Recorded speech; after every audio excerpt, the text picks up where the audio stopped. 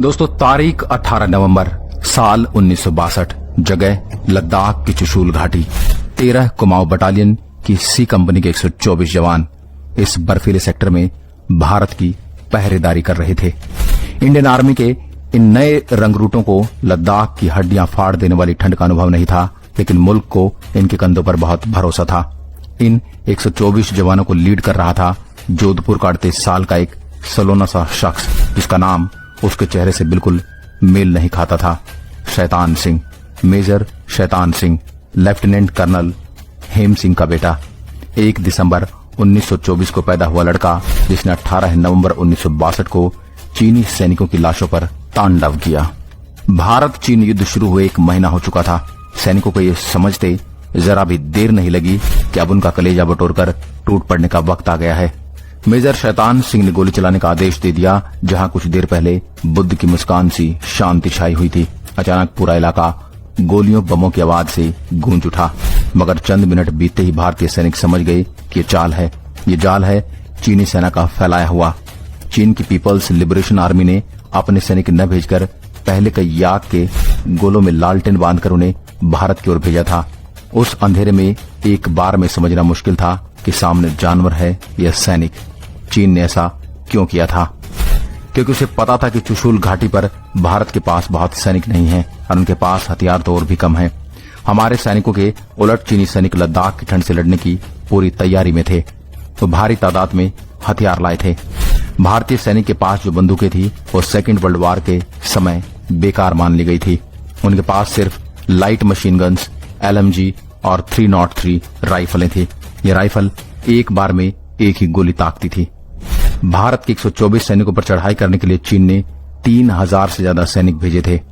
सुबह करीब 5:30 बजे चीनी सैनिकों ने बंदूक और मोर्टार के साथ भारतीय सैनिकों पर हमला बोल दिया। मेजर शैतान सिंह ने अपने वायरलेस पर सीनियर ऑफिसर से मदद मांगी। उन्हें जवाब मिला कि अभी मदद पहुंचाए जाने की बिल्कुल गुंजाइश नहीं है और वो बाकी सैनिकों के साथ पीछे हट जाएं। उस समय इंडियन आर्मी की प्राथमिकता अपने जवानों की जान बचाना था। शैतान सिंह का दिल नहीं माना। चौकी छोड़ने का मतलब था हार मान लेना, और शैतान सिंह 18 नवंबर को हार मानने वाले नहीं थे। उन्होंने सैनिकों के साथ मीटिंग की। उन्होंने अलग अलग ग्रुप में बांटकर अलग अलग जगहों पर तैनात किया और फिर चीनी सैनिकों को मारना शुरू किया। बिना कवर के यूं एक दूसरे जगह जाने के चलते उन्हें कई गोलियां लगी। कुछ घंटों के बाद कई सैनिक शहीद हो चुके थे, लेकिन खून में सने मेजर शैतान सिंह की आंखें देखकर कोई सैनिक पीछे नहीं हटा। मेजर के बुरी तरह घायल होने पर 2 सैनिक उन्हें बर्फीली चट्टान के पीछे ले गए। नीचे जाकर मेडिकल हेल्प लेने को कहा, लेकिन मेजर ने मना कर दिया। उल्टा उन्होंने मशीन गन मंगाई। एक मशीन गन के ट्रिगर से रस्सी बांधकर उसका दूसरा सिरा अपने पैर से बांध लिया और एक बंदूक हाथ में ली।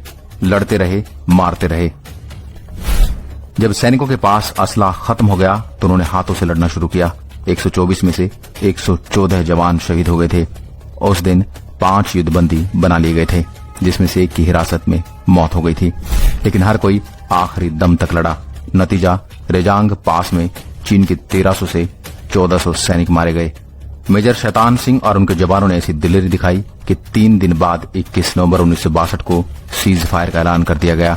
बाद में पता चला कि रेजांग पास में है। चीन को सबसे ज्यादा नुकसान हुआ था। मेजर शैतान सिंह को कब मौत ने अपने आगोश में ले लिया नहीं पता चला। 3 से 4 महीने के बाद जब बर्फ पिघली और इंडियन आर्मी ने अपने सैनिकों के शव खोजने शुरू किए तो मेजर शैतान सिंह उसी चट्टान के पीछे मिले जमे हुए थे। उनके हाथ से मशीन गन की पकड़ ढीली नहीं हुई थी और दूसरी मशीन गन की रस्सी पैर में अब तक बंधी हुई थी। शहीद हुए 114 जवानों के शव भी वहीं मिले, टूटी हुई बंदूकों के साथ, लेकिन कोई भी अपनी पोस्ट छोड़कर भागा नहीं था। ये वो सैनिक थे जिनने एक भी चीनी को घुसने नहीं दिया था। मेजर शैतान सिंह के पार्थिव शरीर का उनके होम टाउन जोधपुर में राजकीय सम्मान के साथ अंतिम संस्कार किया गया। बाद में उन्हें परमवीर चक्र से सम्मानित किया गया। साल 1980 के दशक में भारत सरकार के शिपिंग कॉरपोरेशन ने एक क्रूड ऑयल टैंकर को मेजर शैतान सिंह का नाम दिया था, जिसने 25 वर्षों तक भारत की सेवा की। यह कहानी 1962 में रेजांग लापरवाही घटना की, जिसने देश के 124 जवानों को अमर बना दिया। आज के लिए बस इतना ही। अगर वीडियो पसंद आए तो लाइक करिएगा और ऐसे वीडियो देखने के लिए हमारे पेज को फॉलो जरूर करें। जय हिंद।